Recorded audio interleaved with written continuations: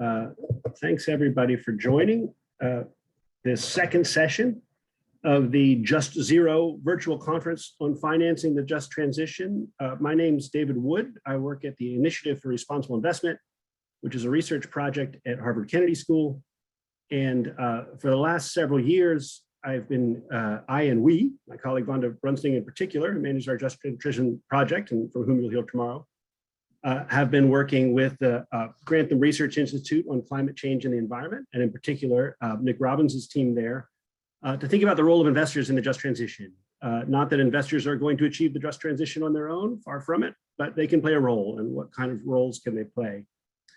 One of the first things we did was set out a guide for investor action because people said, sure, just transition, that sounds great. Is there anything we can do? And in that sort of, what can investors do? Well, they can allocate capital in a way which serves the environment and society. They can raise their voices in public discussions, say at COP26. The thing that's probably made the most progress in sort of just transition action by investors is shareholder engagement. So the role of investor voice engaging with corporations around the social implications of the low carbon transition, I think we've seen a little bit more action and more concrete action. And on this session today, we're going to hear from people who've been in the thick of it, in thinking about how investors engage with corporations, what kind of information they can use, and then from the other side, how corporations can take on the just transition. And we have a case in particular of an engagement that led to change, which is what we need. We need a lot of change, and we need it quickly. And without a just transition, we won't get it. So with that in mind, I should also say, collaborating with Grantham and the IRI have been the principles for responsible investment and the International Trade Union Confederation, who've been sort of driving this investor agenda, and also at the ITUC, the broader just transition agenda for a long time. And we are fortunate to have them as colleagues. So with that, I think I'll turn it over to our panelists.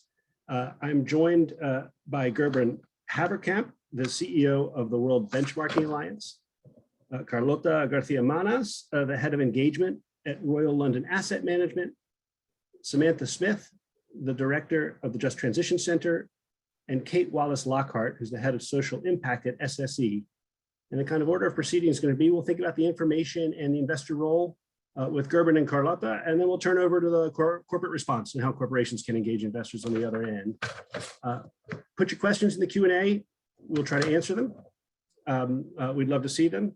And also, panelists, if you have things to add, you can chime in as you'd like. I don't think I can mute you even, so you can do it, whether I want you to or not, but I want you to. Let's start with Gerbrand. At the World Benchmarking Alliance, you've been trying to integrate just transition into what you do, and that's the kind of information that investors are going to have to work from. So how have you tried to do it, and what are the challenges in tackling a concept as holistic and structural as just transition within a financial framework? Thank you, David. So at the World Benchmark Alliance, I think to start off, I think what we see as our role is to bring corporate accountability to the world's most influential companies. And as you say, David, we've started doing that on a number of transformations that we think are essential for achieving the Paris Agreement and the UN Sustainable Development Goals, like the food system, our energy system, or digital system. And the work really on energy, which is I think most prominent for today's conversation, really started off, of course, with how do we assess this low carbon transition. So for that, I think where a lot of people started, so that has been our original focus. But we don't only look at the Paris Agreement, we also look at the UN Sustainable Development Goals. And that's fundamentally an agenda about leaving no one behind. So that meant that in those climate assessments, we also had to integrate what we call our core social indicators that look at basic things like human rights, gender equality, issues around workforce, unionization. But we found that those need to be those core expectations towards companies need to be supplemented with specific just transition measurements. And the results of those assessments, so we've looked today at 100 oil and gas companies, 150 utility companies, and 30 automotive companies, 3 industries that we think are going to be absolutely pivotal for the race to zero and also to get us to just zero, to use the phrase of this conference. And I think the results of that assessment will be launched on the 2nd of November during COP. But I think I wanted to touch upon something, David, that you picked up on this sort of this radical collaboration that we're going to need to get to a just transition. And although that's just in the mechanics, but I think to reflect on the process that we went through as the World Benchmark Alliance to get to that methodology, we've been able to do it in amazing speed. In under 6 months, we've developed the actual methodology, and that is only possible. I'm looking at Sam Smith here in the call and Nick Robbins, because those are the people that came to the table and gave us their best advice. And because of that sort of radical collaboration among practitioners, companies, academics, civil society, unions to come to the table and formulate their expectations towards business, I think that's why this space has been able to move so quickly. And I think it's also one of the things that we'll need to hold on to if we're going to make any dent on the just transition journey. Because I think that is sort of the clear, and I think it's clear to most of us that is going to be I'm going to doing a lot of racing in the coming weeks, but this is going to be a long journey. And not a single organization on their own is going to make a dent. And of course, I can't really yet talk about the results, but it's clear that there are leaders like SSE, where we're here later from today. But it's important, I think, for today to at least acknowledge that that's the minority. And I can't yet give you the statistics, but actually, David, if you allow me, I would like you to read one email that we got from an oil and gas company in the process of doing this just transition email. And so I can't say the name of the company, but rest assured it's a listed large oil and gas company. So they are invited to participate in the just transition assessment, and this is the response we got. So the response to us was, "Dear so-and-so, we want to draw your attention to the fact that we do not plan to make an energy transition. The company already disclosed the key principle of our climate strategy and defines its mission in the global energy transition as a responsible producer of hydrogen carbons. This means that the company does not plan to do transformation itself into the energy supplier with the intent reduction of the role of hydrocarbon business in favor of a total green, between brackets, business with net zero emission." And I don't know what the next sentence means, but it says, "Instead, the company will continue focusing on its core hydrocarbon business while also increasing its focus on reduction of controlled greenhouse gas emissions through a number of available tools." So controlled greenhouse gas, I reckon it's going to mean not a reduction, but a controlled emission. And then it goes on for a bit. And then it says, "So based on the above, we kindly ask you to consider the possibility of excluding us from the list of 180 companies subject to the evaluation according with the WBA just transition criteria." Now, you don't get many emails this honest from companies. But if you look at the scores, we should have gotten much more of these kind of emails. So there's a lot of fanfare and a lot of talk. But if you look at the actual data, most companies are not making the cut. So, and I'll close. So if we then look at the role of investors, and then I think that's where there is, of course, the need of this sort of proper data and assessment. We'll bring that on 180 companies, but of course the world needs much more. But at least we now have it under 180 of the most influential companies. And I hope people take this to COP to hold companies to account. And I think you already said, like, the most important thing that investors can do is engagement. And I think I agree with that. But that first of all means that for most investment, it means properly staffing your engagement functions. Because the number of times that we hear from investors that they don't have the bandwidth to engage beyond emissions is staggering. And so really we need investors to step on that. And then most of all, I think, but that's, I think the most important point is, and this goes back to this radical collaboration, if we want to get to just zero, it will require investors to be forming an alliance with the rest of society. So being it in the form of labor unions, business platforms, civil society organizations, or governments, we have to find a way that these come together. And it means also for these same institutions that they learn to work with investors and use their influence. I think if we form these bonds in the coming months and years ahead, that will make the biggest impact. Thank you, David. That's great. Tons of important points in there. And just to start, I've become very attached to thinking through the role of investors in social dialogue, thanks to our colleagues at the International Trade Union Confederation. And where do investors sit in that radical collaboration, I think is an underexplored topic. I mean, we need more research, but we also need more places where investors are put in with others. But the other thing you said was this kind of resistance to, well, it's too much bandwidth. We can count emissions, but we can't really think through all of these other issues. Could you say a little more about what the challenges are of just transition or the resistance to it, as opposed to whatever we think a conventional climate analysis of an industry sector looks like? I think generally investors are sort of, it's easier to talk about climate because we can relate it to financial risks. And therefore it is, for most investors, it's a more comfortable space where they've started to get their head around, because they can look at it through the lens of financial materiality.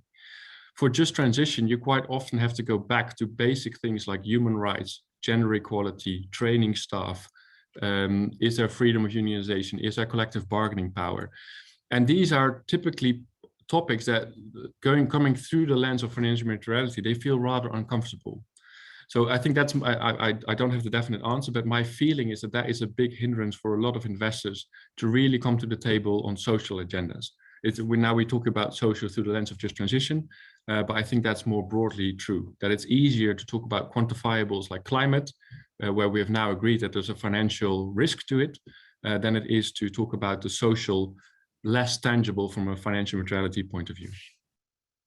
Yeah, I think that's well captured, although I sort of go back and forth, on is it really not tractable to financial logics, or is it a way to not integrate new issues or social issues into the analysis?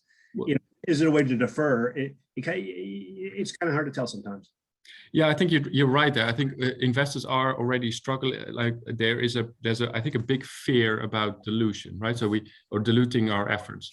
So there's a big fear, which I think is misguided, that if we focus beyond reducing emissions, that we're going to slow down on that agenda. And therefore you see a reluctance both towards tackling issues related to inequality, but I think at the same time you see a reluctance, which is beyond the scope of this panel, for people to move in issues like nature and biodiversity, because there's a fear that will slow us down on the core climate agenda, which I think is misguided, but I think still alive in many people's heads. Oh, I agree. No, +1, as the kids say, on misguided. Carlota, you take this kind of information that WBA generates, or is sort of conceptualizing even,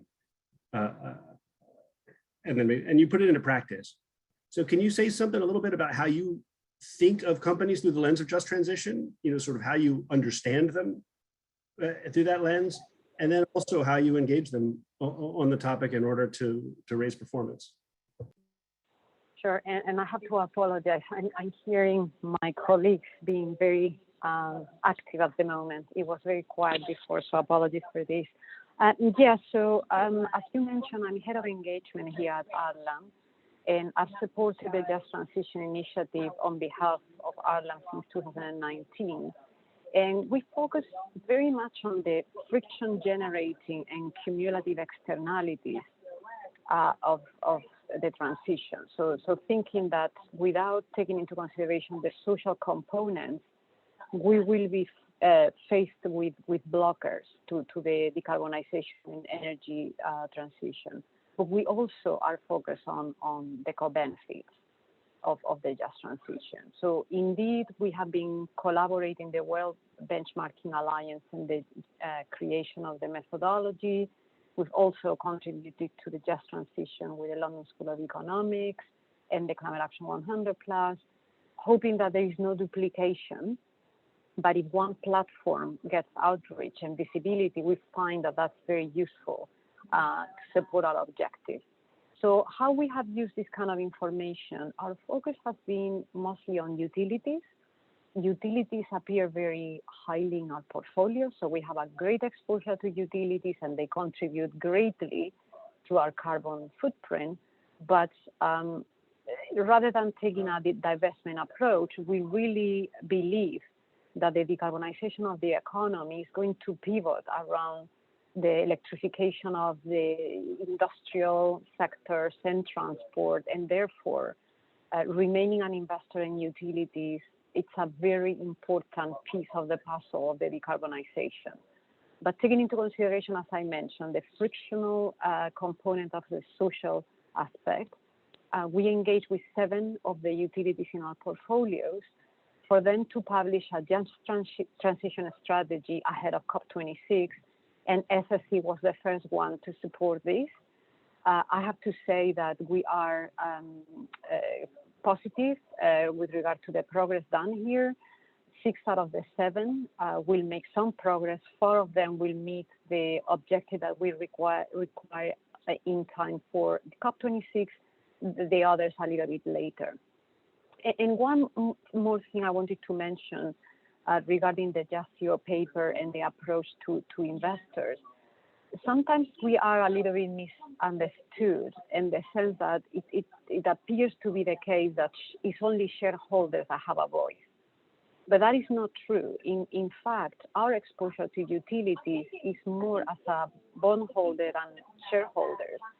And we find, because we favor these sectors across our credit portfolio, and we find the long-standing relationships of our credit analysts and the issuers has opened doors actually alongside our dual relationship of bondholder and shareholder. So it's true that not all tools that are at the disposal of the shareholder are at the disposal of the bondholder, like shareholder resolution and votes, etc. But yet you have access to private, smaller, and more place-based issuers that we find it's extremely important to influence when we are looking at that kind of very localized kind of social impact and risk. Yeah, that's a super important, change to what I said. I mean, shareholder engagement it's engagement, and one way to do that is through the share ownership, and there are other ways as well.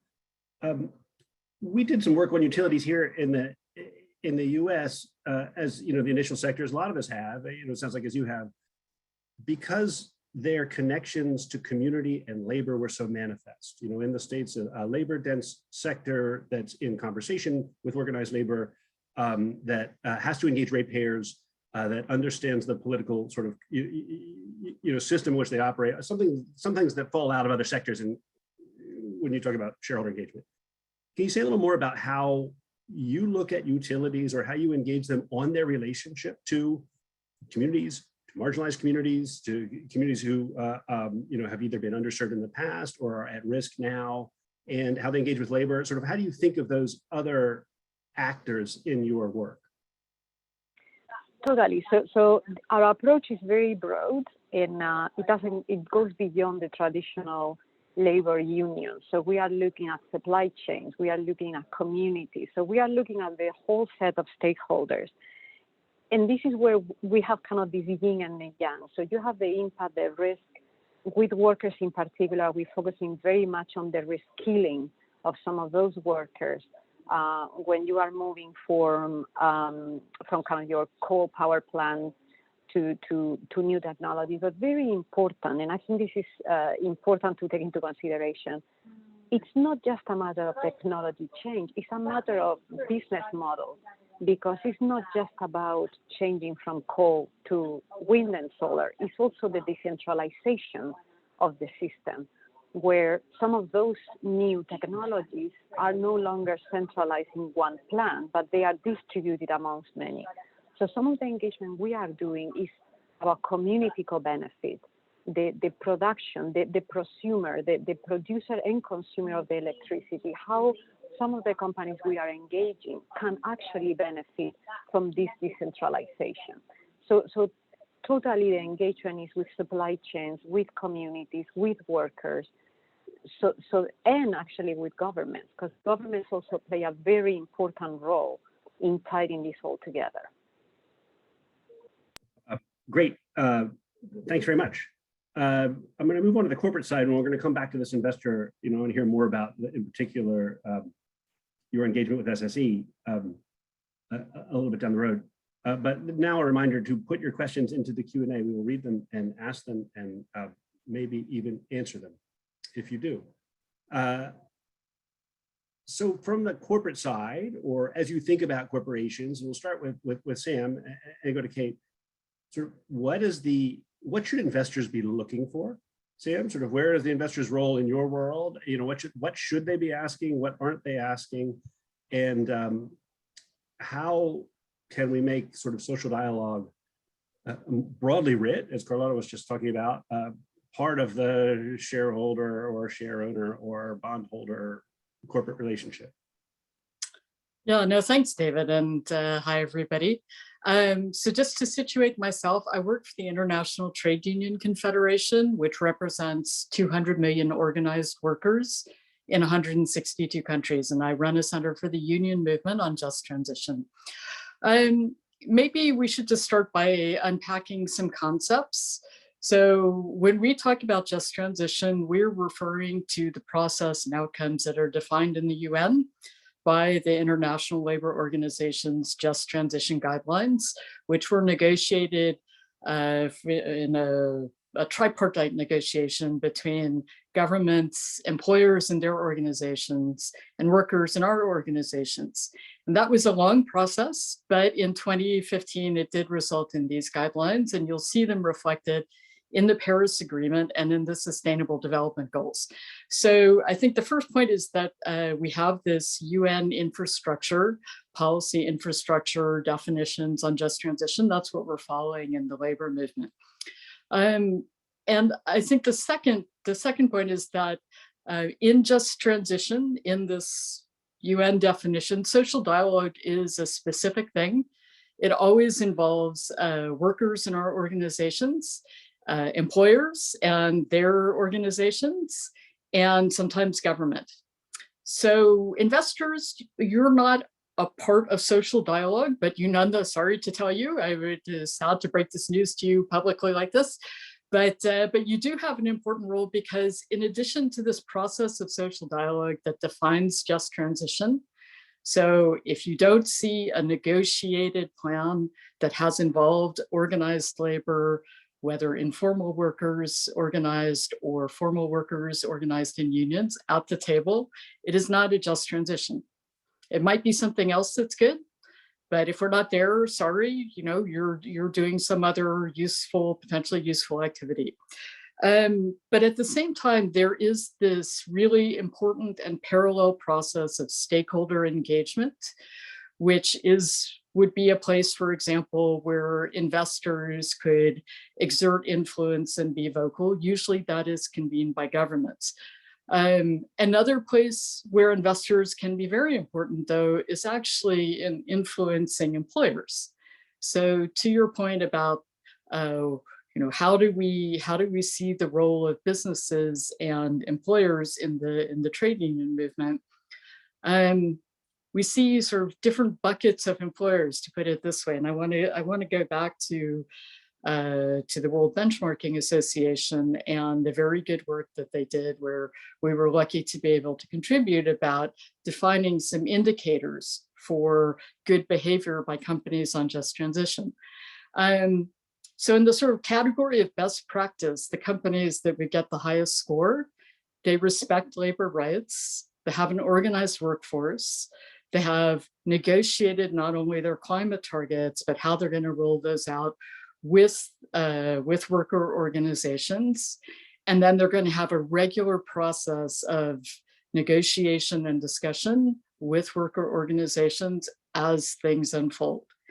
And probably for big energy companies, our ideal world is that those companies today employ a lot of our members in well-paying, often good quality jobs. We want them to continue to do that.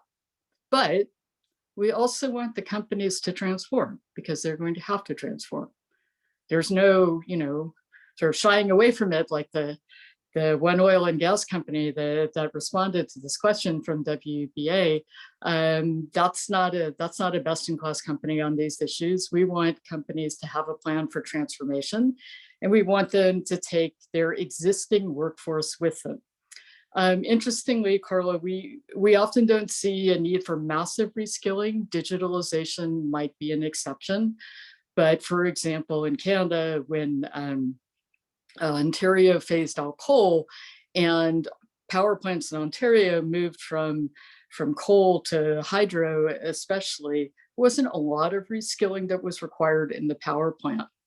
I think the place where you do end up having people who need new jobs and pretty quick, and they need good jobs, would be, for example, in coal mining, because if you're going to close down a big coal burning facility, then there are going to be at least tens of thousands, sometimes hundreds of thousands, as in South Africa, good jobs that are actually attached to a coal-fired power system. And those have to be in mining and the transport of coal and so on.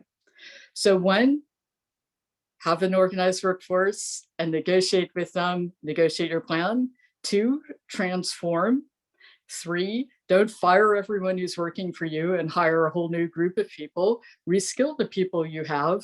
And if people are getting towards the end of their working lives, then they will need a bridge to pension, and that's generally not a huge number. Then on the other end of the scale, we have companies that are trying to do the right thing, but actually in some ways are creating a new set of problems. So let's say that you're a company that is going to divest all of its fossil fuel assets. So you're like, okay, we're responding to the climate imperative. We're going to divest now.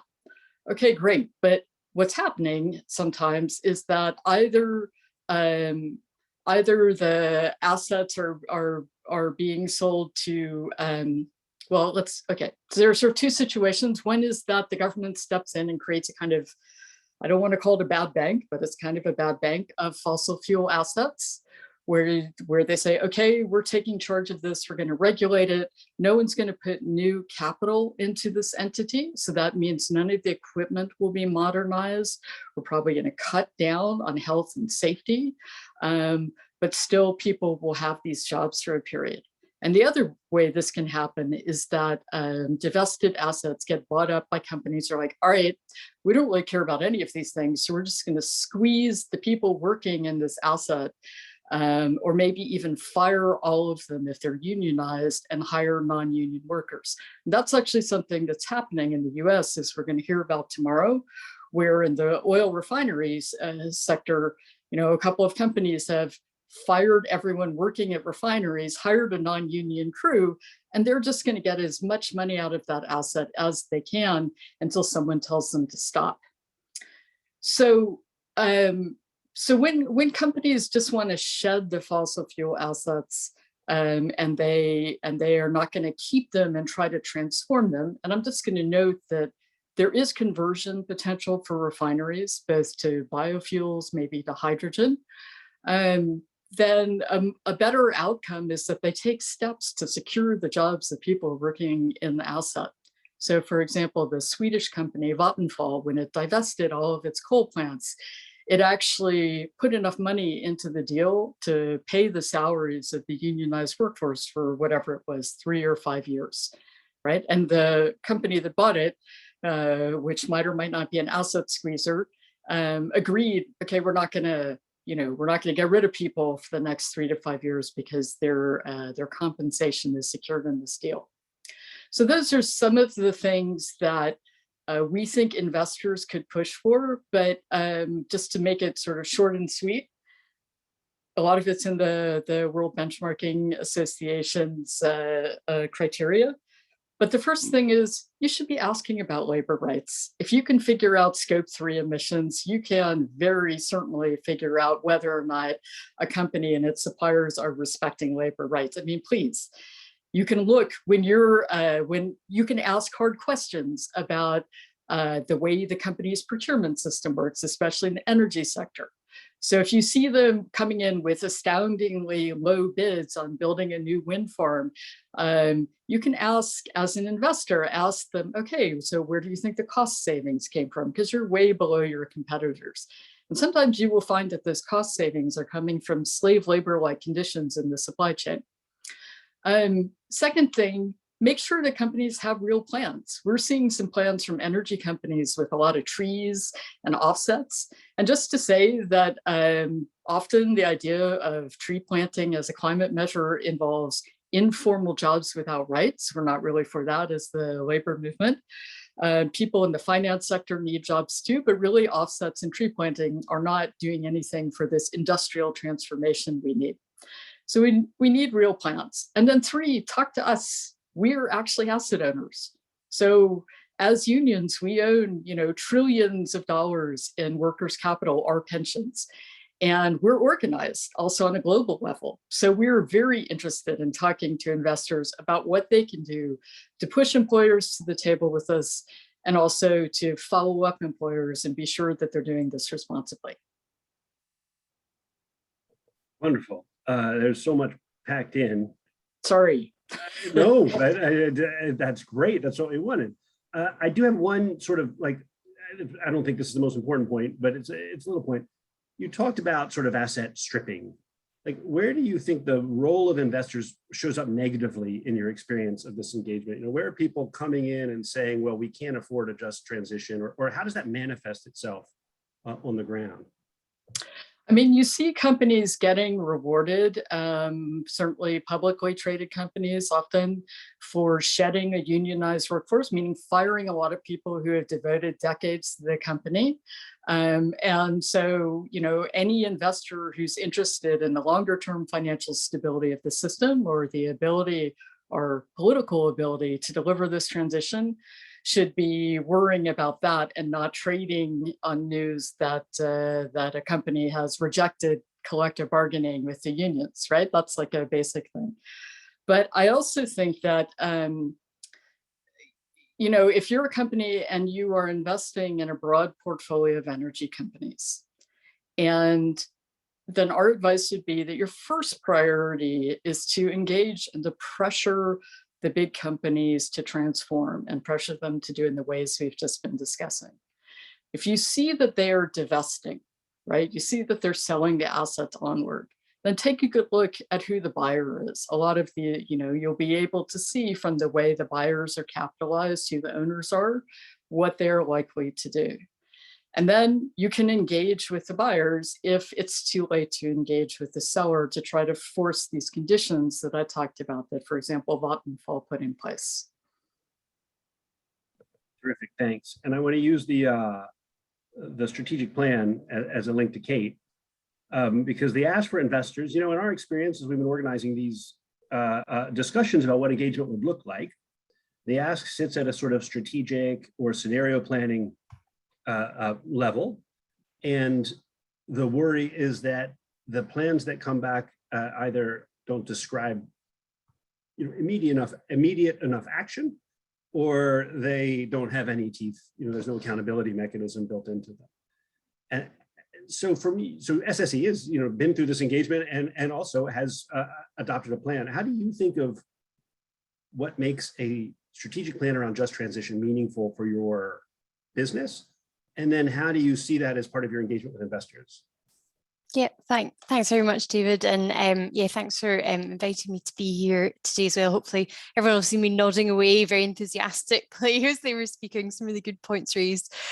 So just for a little bit of context first, I'm Kate Lockhart, Head of Social Impact of SSE, which is an energy company, FTSE 35 and headquartered in Perth in the north of Scotland. And we're one of the principal partners of COP26 involved in the generation, transmission, distribution and supply of electricity. And as we like to tell anyone who will listen, we're building more offshore wind generation in the world than any other company. So pretty impressive there. But while we closed our last coal-fired power station in 2020, we are still involved in the generation of electricity from gas. So I guess just to give a bit of context, we're kind of in the middle of our own transition away from high carbon activities en route to net zero. So if we think about our business strategy and how it's really defined by our response to climate change and getting to net zero, then we also need to consider that SSE is a company that really has a heritage stretching right back to the 1950s in Scotland. And we know that we require public legitimacy and consent to fulfill our strategy too. I think this is really why just transition is so important to SSE and why we've really come to focus so much on it over the last couple of years. It was actually, I think, Professor Nick Robbins from LSE Grantham Institute that said, or the first time I heard it at least, was that just transition is the glue that holds together net zero and social justice, or levelling up, or however you want to call it. And I just think that summarises it brilliantly. I use that all the time, everywhere. And I think it's just, yeah, wonderful and kind of summarising that we need to meet these twin objectives of people and planet, and acknowledging that you can't have one without the other, but also, that really just transition can't be an excuse to not get to net zero. It's the enabler to get there, instead of any sort of kind of prevention of getting there in the first place. So then in terms of our own just transition strategy, and I guess hopefully how we ensure that it does have a bit of teeth behind it as well. Really, I guess there's been 3 important milestones in the development of that strategy. So firstly, in March 2019, our Chief Sustainability Officer, Rachel McEwen, became a commissioner on the Just Transition Commission in Scotland. So that commission was tasked with providing the Scottish Government with a series of affordable and practical recommendations for Scotland to achieve a just transition. And really, they took evidence from a wide range of stakeholders and different perspectives. So that was really the beginning of us thinking about just transition as a concept for a company and what SSE could do to support it. But then certainly the second milestone, and a nod to what Carlota was speaking about as well earlier, was that our AGM in the summer of 2020, some of our more enlightened investors asked us about our just transition plan. And really, it was at that point that we made the commitment to publish a just transition strategy at our half-year results a few months later. So really kind of very direct kind of question, answer, action. So the third milestone is therefore just, that we actually did publish a strategy, and as we understand it, though happy to be corrected if wrong, we're the first business to publish a just transition strategy, and that was published almost a year ago now, so in November 2020. And it was really this engagement with Carlota's team at Royal London Asset Management and at Friends Provident Foundation, which was, I guess, the sizable nudge that we maybe needed to really pull everything together and cement just transition as a strategic focus for the company. So obviously that first question was asked, but actually over that period of developing the strategy, we met several times with the investors and with others too. So Grantham Institute, for example, to develop our strategy. And really, I suppose I'd say that input really did shape key elements of the strategy. And, we changed things, and it was quite a lot of back and forth, which was actually really a great process. And I suppose that would maybe be one of the key things I'd say helps to give teeth to a strategy. It's that engagement with others that know a lot more about these things than you do, and taking their advice and listening to what they have to say. So our Just Transition strategy really has 2 key themes. So the idea that we're transitioning into something new and green, whilst at the same time transitioning out of high carbon activity. And within our strategy, we outlined 20 key principles that I guess are essentially designed to help us manage all of those trade-offs and balance the decisions that we're going to have to make as in the just transition to net zero, and trying to, I guess, ultimately ensure there's a fair distribution of all the climate goods. So things like new good green jobs and access to new technologies, but also without burdening the kind of climate bads in an unjust way on those who can afford it least. So, literally, who pays for the transition? How does that affect consumer bills? All those types of things too. And our strategy as well, we're really keen that it has this broad definition. So going beyond just the worker story that maybe once upon a time that was the focus of Just Transition, but thinking about communities, consumers, supply chains, and all those things that the other speakers have mentioned already. In particular, I thought Sam's point around a kind of race to the bottom on labour standards is so interesting and important, and that is something that we pull out in our strategy too. So we can make commitments around, above minimum standards for workers, whether that's paying the real living wage or offering people living hours alongside the real living wage, but also thinking about, safety standards and those types of things too. But we also have commitments in there around, developing competitive local supply chains. So a nod to that place element and the idea that, communities have infrastructure can have an important cultural importance in these places, and that organisations have a responsibility to work with communities on those things, but also thinking about, the building of smart and fair distribution networks, for example, as we see the kind of energy system changing over the years to come. So that was our first publication on Just Transition. But since then, we have published a second report just last month, and that new report really looks at how do we move from the idea of principles, so these 20 principles that we outlined a year ago, and into action, because essentially that's what it's all about.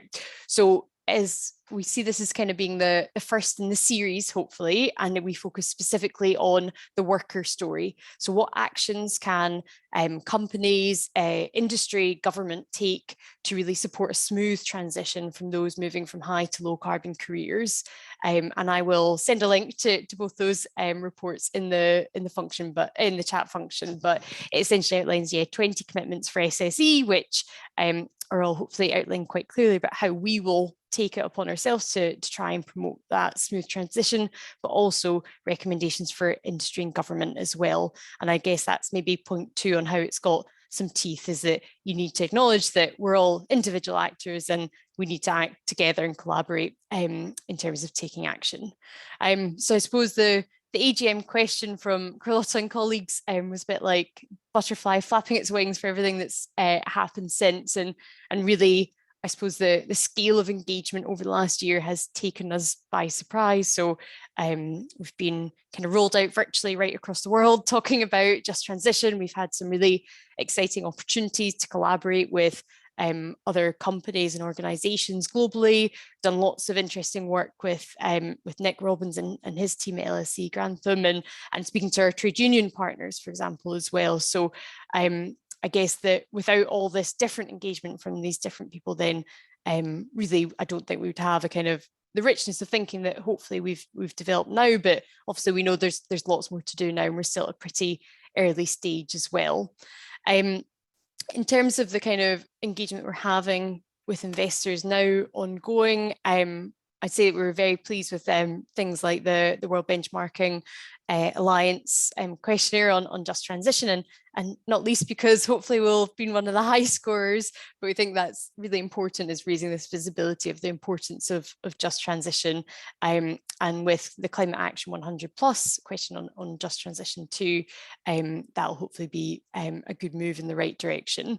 We're seeing that our investors, we're having conversations about just transition with kind of non-ESG investors, so some of our biggest mainstream investors, which is really interesting. I'm not sure if they would have asked the questions without us wanting to speak about it so much, but they seem interested in what we've got to say. And actually, last month we held our first ever virtual ESG seminar for investors, and just transition was a huge part of that session.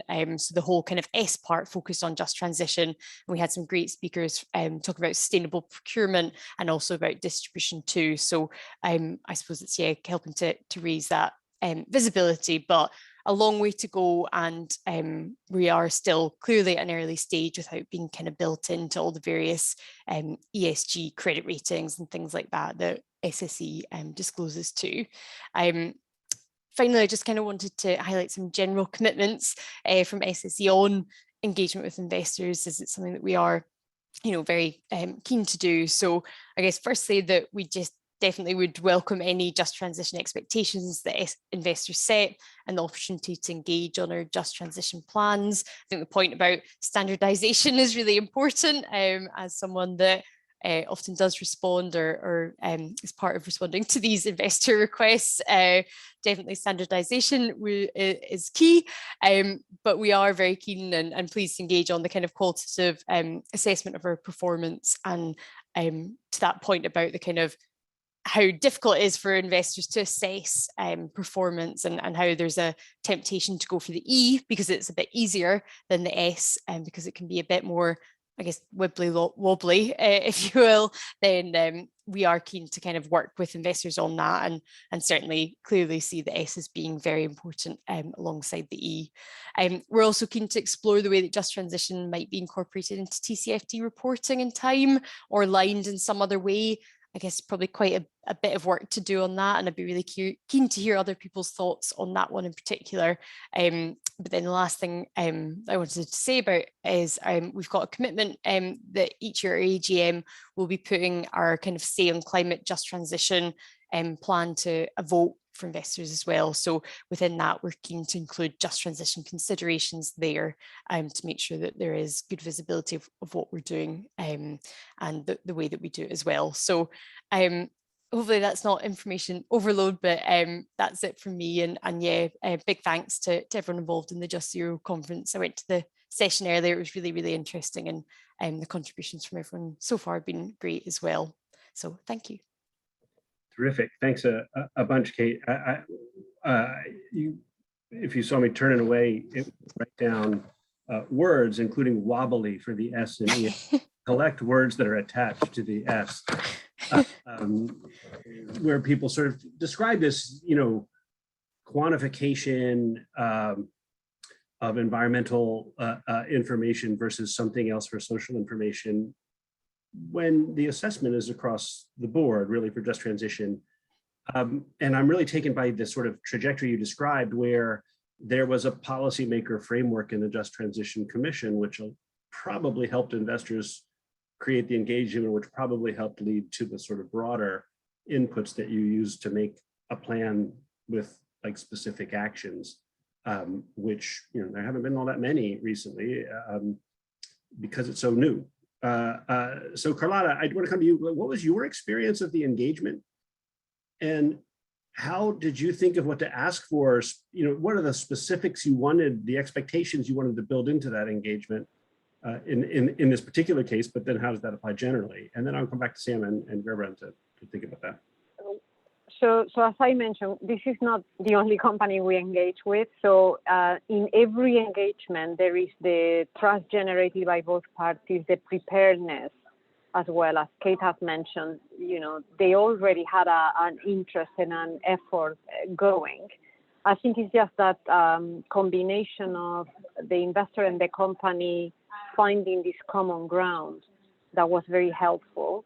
The voice of the investor, as Kate has mentioned at the AGM, and putting that in words very clearly is very useful. So that was a quite light touch AGM intervention.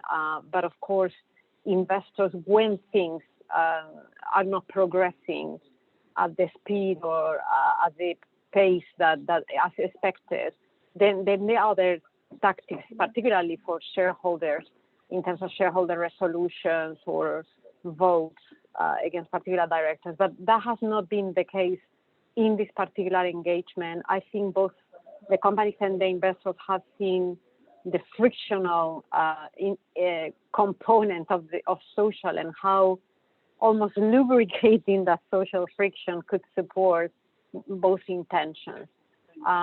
So we use the AGM, but I think it was like just to open the call in the public, rather than a confrontational use of that particular call.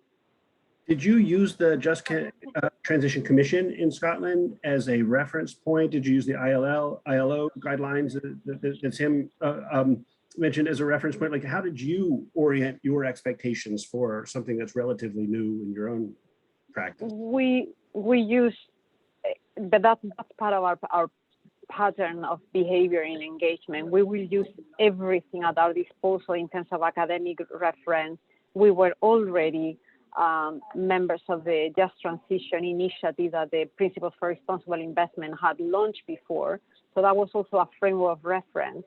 But in the French Providence Foundation, which we're a very close partner, also have ideas. So ultimately, our approach to engagement, we look at everything that is at our disposal in terms of academic research, market research, sell-side research.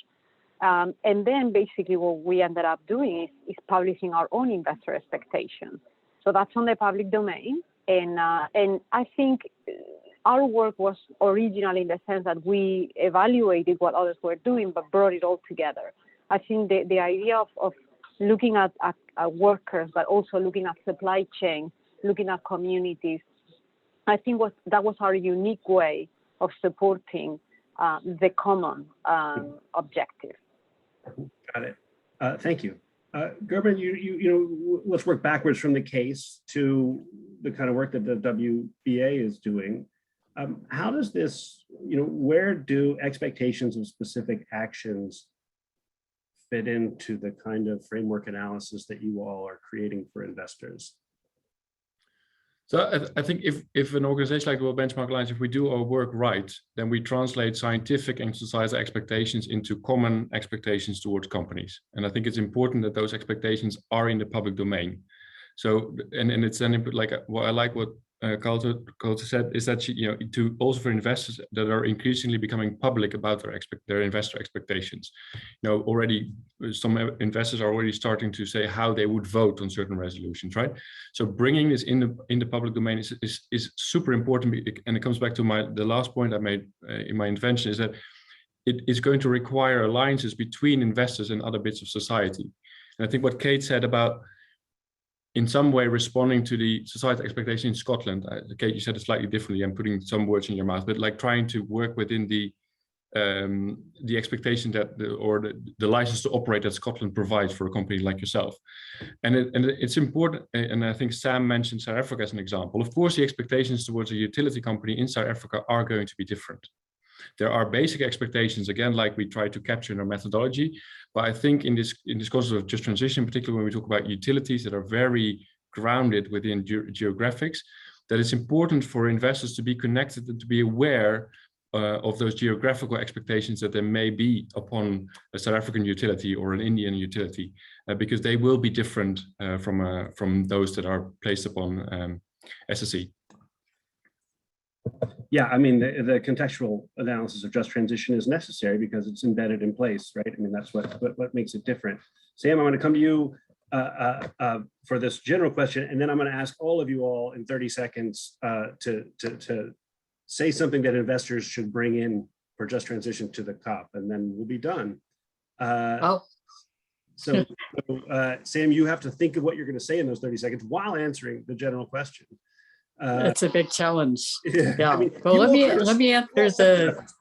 Go ahead. You all set the points for investors. Like, how do you think of these? I like the way Gerbrand put it. Like, they have to be in the public domain and they have to be around license to operate. What do you think those reference points need to be beyond ILO or with ILO's just transition principles to anchor this discussion? With the ILO, because we're actually in the space of implementing the Paris Agreement, and that's what just transition is in the Paris Agreement. But I just want to say two things about the scope of the ILO guidelines and of the work in the Paris Agreement. So one is that, Carla, you talked about expanding the definition of just transition to include the supply chain, but actually, if we look at the energy sector, most of the big energy companies are a kind of corporate services shell and then a gigantic supply chain, and workers are in the supply chain, and we're also organized in the supply chain. So any just transition plan from a multinational, from our perspective, also has to cover the supply chain, their contractors and their subcontractors. A second thing is that the goal of just transition, the ILO, is not just that workers have collective bargaining, it's actually that poverty is eradicated. So that means that actually the things that companies are doing to ensure that they're not leaving a kind of toxic legacy of unemployment and chemical dumping and unremediated mine sites, that's actually consistent. That's actually part of your job under the ILO guidelines is this broader task of sustainability. And then finally, in terms of like having clear expectations, I mean, we're talking about just transition. The social side is if the stuff's sort of fuzzy, we can't really quantify it. How do we make it real? This is super straightforward.